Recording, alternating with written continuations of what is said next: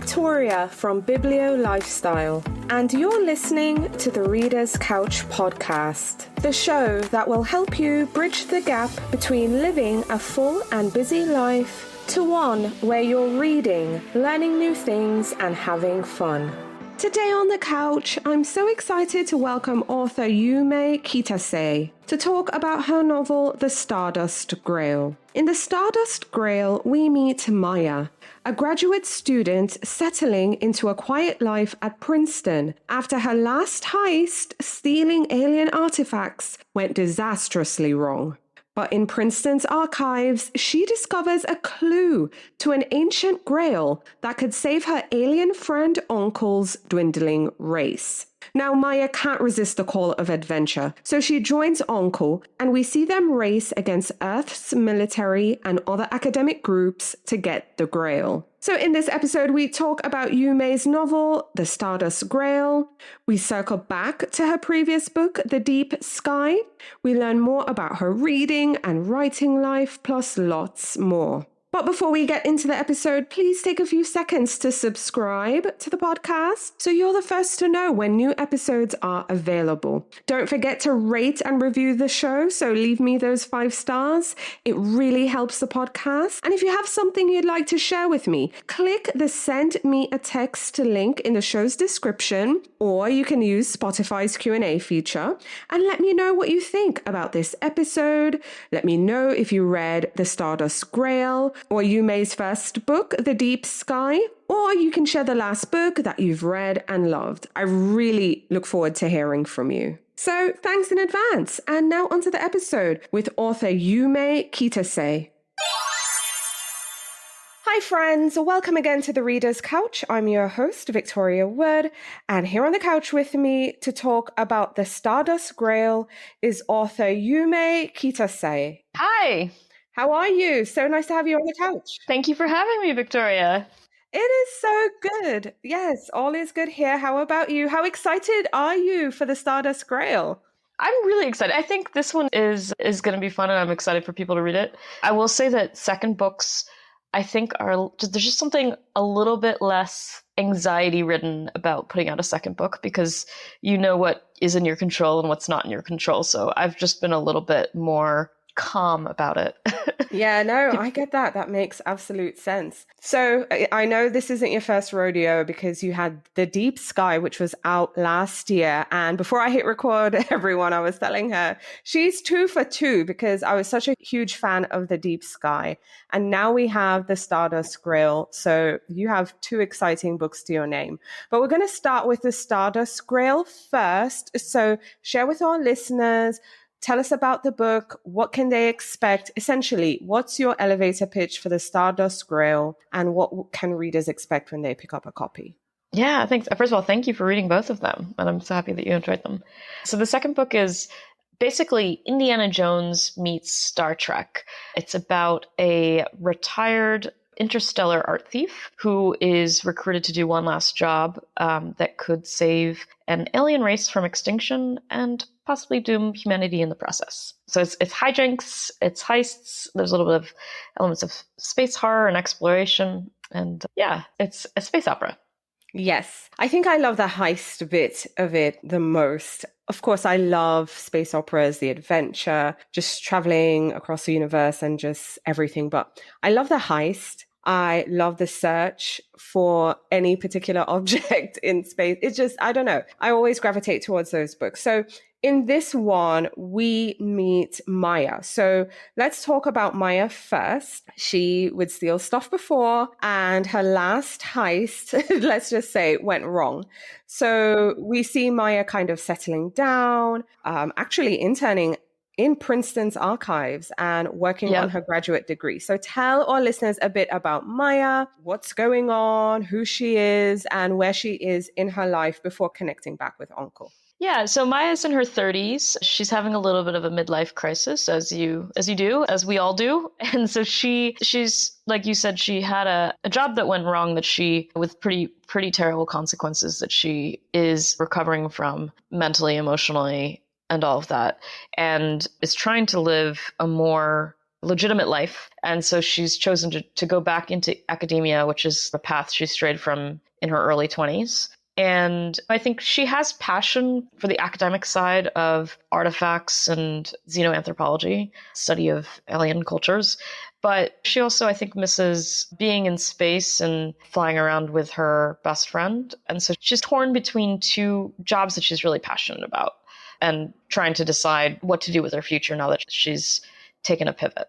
Now, I want us to talk about the best friend, because it's a best friend, partner in crime, who is still out there in space searching for something. We'll get to that something in a bit. And Maya happens upon something that could really help save people, save the universe, humanity, everybody else in between. And she discovers something. And when she does so, it sets the stage for her connecting with her best friend again. So let's talk about the best friend before we get into what they end up searching for. So tell us about Auncle. Yeah, so Auncle is not human. Auncle is a species called the Frenro. They're the original architects of the web that connects all of the systems with life and have brought the whole interstellar community together. But because of some terrible history and atrocities that were committed, there are very few Fenrir left. And so Auncle is one of the last of your kind. And Auncle is like lovable. And I think if you're projecting your humanness on Auncle, you might be fooled into thinking Auncle is just a goofy sidekick. But I think one of the points that I hope people come away with is that there's a lot of things that you project that may not actually be, the case in terms of somebody else's identity. And ultimately, it can be more complicated and difficult to know whether you actually know somebody, and you can love them anyway. Yes, absolutely. I actually found Auncle very lovable. Yes. And not merely as a sidekick. So I really hope readers feel the same way. Auncle was actually incredibly insightful. And I love that they were still out there on the hunt. And then when these two connect together again, we see them go on this adventure. So what they're on the hunt for, as much as I'll say, is that they're searching for this grail that can save Uncle's race. And I see you straining to avoid spoilers. Yes, man, it can be rough because it's like, now I just want to blab, but no. Uncle's already out there searching for it, and we see Maya find a notebook with information on finding the Grail. Then we see Maya connect with Auncle, and we see them basically racing across different worlds, really trying to find this. But also we have people on their heels searching as well, because Earth's military is after them as well. But we also see them essentially following in the footsteps of an explorer gone before them who has also disappeared. Let's just talk briefly about finding the Grail, why it's important. Of course, people on Earth are searching for it as well. And essentially, it's like almost like them racing against each other while also visiting these different worlds and learning about the different cultures and the morality of everything involved in that. Yeah, it's messy.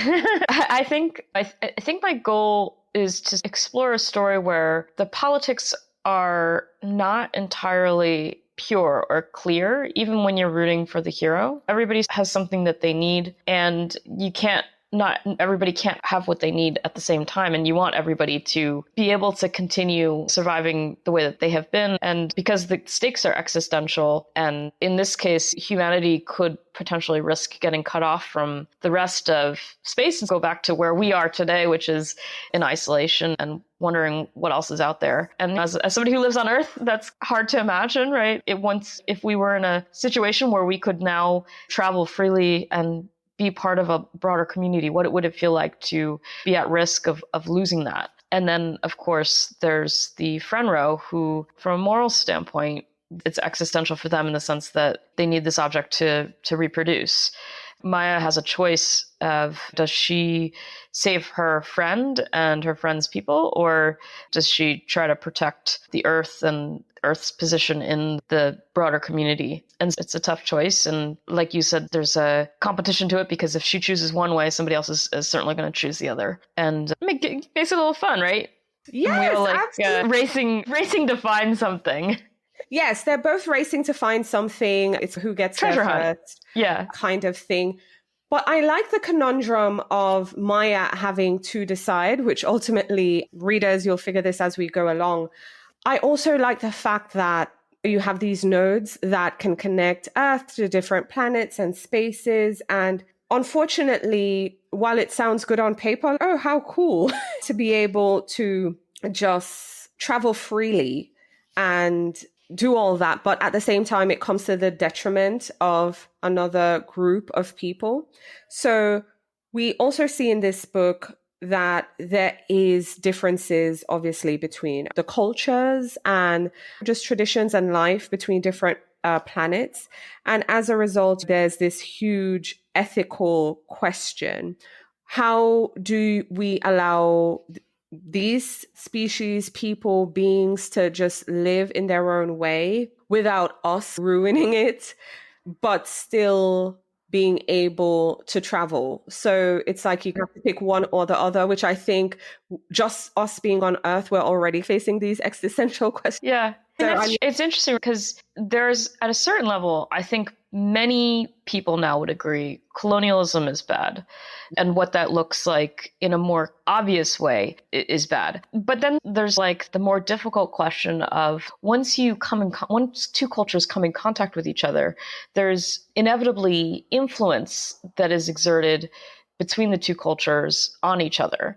And the two people are changed by that contact irrevocably. And you can't really draw a line where you say, this is what will change and this is what won't change. As you look at globalization in the world, there are many cultures that have started to share elements or they've lost certain elements of their culture just from being part of this global community and exposed to other people. Things get gained, but things also get lost. And it's just a theme that I find really interesting as somebody who is the child of two different cultures, because I don't think I wouldn't exist if my two countries hadn't gone and engaged in a very brutal war in the 1940s, World War II. But at the same time, there's a lot that was lost, I think, after that period of time, not just in terms of human lives, which obviously was a lot, but just in terms of like things that changed culturally in both countries, but mostly in Japan, I would say. Absolutely.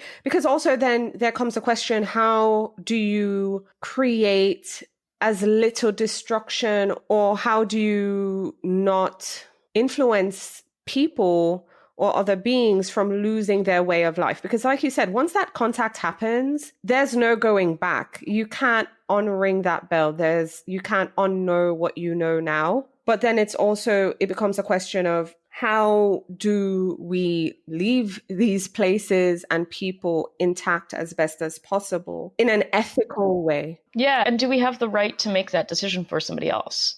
Right. Because that's the other part. Yep. And can you not make that choice, right? Because like when you think about what first contact would look like, I had in mind as I was writing this sort of in Japanese history, there comes a point where the U.S. sends its Navy to forcibly open the border. For a period of time, Japan had closed its borders and foreigners had very limited access to the country. And the U.S. sent a Navy led by Admiral Perry to force the borders open. And that in a way is, I guess, the equivalent of first contact, right? And once that happened, it was, like you said, a bell that couldn't be unrung. I don't know. Today, if you asked the majority of people, should we close the borders again? I don't think people would generally support that, even though first contact in itself was not, or like the opening of the borders was not a choice that they made as a country. But so it's just, anyways, it's an interesting sort of quandary. And there's all sorts of things about the things that you think you're doing on behalf of other people from an ethical standpoint. But even that can have its own sort of consequences and also misinterpretations of what the people you're trying to help actually want. I agree. And I think it also has to do with this power dynamic, because there's always the person who shows up and they perceive the people through their lens, and they'll see, oh, this is wrong, or you don't do this in a right way. So then, of course, they exert their power and influence and try to make things about them. I think it's actually humbling, which is also some of what readers will find in the Stardust Grail, is that I think it's humbling to not put yourself and your people first, but instead for the better of a larger, more wider community. Because like in this case, in this context of the book, but also in just real everyday life, it's the powerful, it's the victor who tells the story. And it's always from their point of view and never from marginalized peoples or groups or communities because they exerted their power. So in the case of the book, the Earth's military is trying to essentially get the Grail so that they can preserve the nodes, so they can maintain travel, even though it would be helpful to essentially allow another group of people who their race has been dwindling to grow and multiply and build their numbers. So I feel like I see reflections of the conundrums we face just in our everyday life being played out in this space opera as well. Was it intentional? Yeah, absolutely. I shouldn't say absolutely, because I think when I write a story, I'm not like sitting down to write, this is the story about X and these are the things that like I'm like weaving in intentionally. But after I do a first draft, I take a step back and look at it and see like, what my subconscious sort of infused in the story. And I'm somebody who likes to read science and history, and I think about those things. And so like it's inevitable as you read the news and you read history and all of that, that things leak into whatever you're writing, and you learn interesting things about yourself as well as you write. At least that's been my experience. Yeah. Of course, no, that makes sense. Now, in addition to the Stardust Grail, again, you previously wrote The Deep Sky. It also examines humanity's problems, I feel. And we see a crew going out to complete a mission. We have someone who is going to sabotage things. And we just see everyone under suspicion. And we see, okay, what's going to happen going forward. I remember feeling joy at this one because the cast was just so very diverse. And again, I felt like you were reflecting real world problems and the conflicts. And yeah, it was such a fun read. So just in case there are listeners who are not familiar with The Deep Sky, tell them about it and what they can expect. Yeah, so The Deep Sky is a feminist space thriller. It's basically a locked room mystery set on a spaceship. There's a crew that's being sent to colonize another planet. And on the way to colonize it, there's an explosion that knocks the ship off course. And one of the crew members is assigned to figure out how this happened and who did it and if it was somebody on board the ship. And also they have to figure out how to get the ship back on course before it's too late. So it's a mystery, it's a thriller. I guess it's funny, actually, I say it has all these elements of different genres, but it's not really solidly one or the other. People going in assuming one, I don't want them to be disappointed that it doesn't doesn't check all of the boxes of whatever that genre is. It's a cross-genre novel. Absolutely. I want to know about the books you're reading. Share with our listeners some of your favorite science fiction and fantasy books. Oh, I love this question. I grew up reading a lot of classics. Ray Bradbury, Octavia Butler, those were Ursula K. Le Guin were obvious authors that I really loved growing up, who are science fiction authors. I also really loved Kazuo Ishiguro, who writes general fiction like Remains of the Day, but also dabbles in speculative fiction.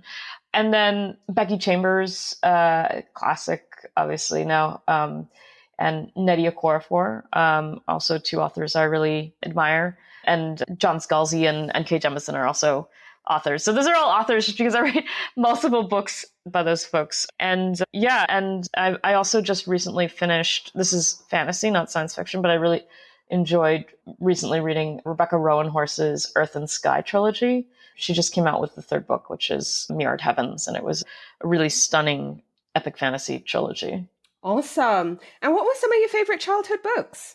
Oh, wait, shoot. I think I covered that right now, but I covered that in what I just said. But basically, Ray Bradbury was a favorite. I grew up reading one that I didn't mention. I read Ender's Game quite a few times, which I think you can see the influences of in The Deep Sky. Although in rereading it later as an adult, I'm a little miffed that there are not very many girls in that book. So that was probably, I'm sure, one of the reasons that I wrote The Deep Sky. And yeah, I also watched a lot of Star Wars, and I read a lot of Star Wars books growing up. like the X-Wing Alliance series. That was maybe a random call out, but pretty formative for me. So yeah, I grew up reading a lot of science fiction and also a lot of different genres, a lot of Agatha Christie and just lots of different things.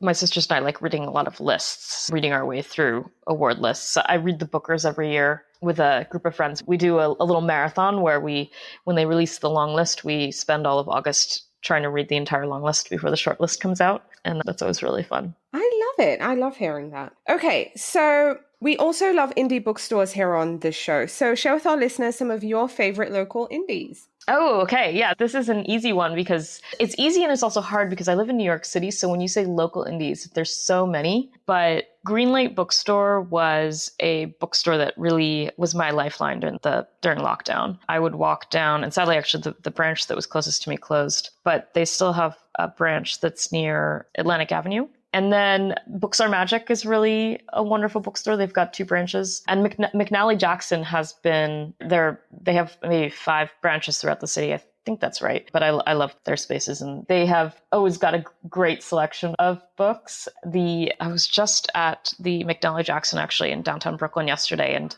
we're talking about how for some reason that branch seems to sell a lot of science fiction. And for whatever reason, the readership in that neighborhood seems to really like science fiction. And then there's another one that I absolutely adore, which is You+Me Books in Chinatown. They unfortunately had a fire last year, and it's been great to see them get back on their feet much more quickly than I think we were worried was going to be the case.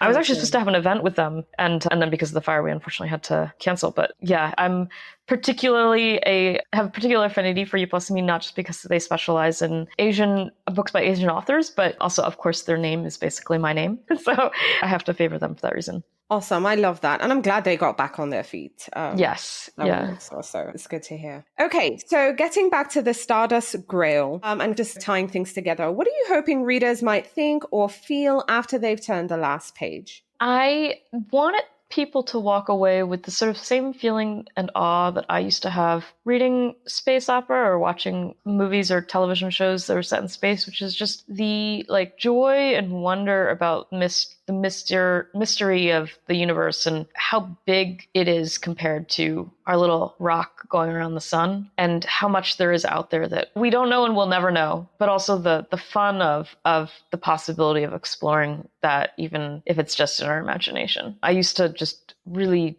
dream of other worlds and the possibility of going there. And I just want to rekindle a little bit of that sort of childhood wonder that I used to have consuming those genres. I had absolute fun with this one, and it was such a pleasure chatting with you today. Thank you. Yume, thank you so much for coming on the show and speaking with me. This has been fun. Thank you so much. Yeah. I feel like my I didn't have enough caffeine, so I hope I was articulate enough. No, you were great. Thank you so much for listening to the Reader's Couch podcast. Please subscribe to the show, share it with a friend, and take a few seconds to leave a rating and review. Until next time, stay lounging, stay reading, and whenever you're in doubt, go straight to your local bookstore or library. Thanks again for listening, and happy reading.